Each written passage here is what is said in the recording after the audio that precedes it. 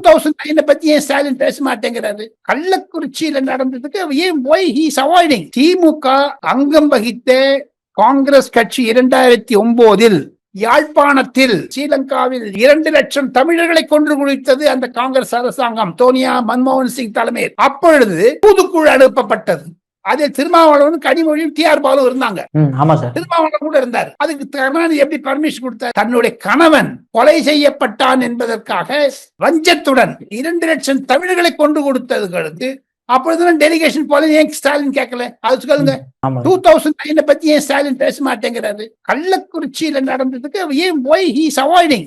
ஓப்பனா கேட்கிறாங்களே. இது பாராளுமன்றத்தில் விவாதிக்கப்படும். தமிழகத்தில் சட்டசபை 3 நாட்களை கூடுகிறதே. அப்பொழுது இது பற்றி எதிர்கட்சி தலைவரும் நைனா நாகேந்திரன் பாஜக தலைவரும் கண்டிப்பாக இது பற்றி கேள்வி கேட்பார்கள். முதலமைச்சர் பதில் சொல்ல வேண்டிய இடத்தில் தான் இருக்கிறார். இப்ப மு.க. ஸ்டாலின் கேட்கிறாரு, கரூருக்கு ஏன் வந்தாங்க பிஜேபி?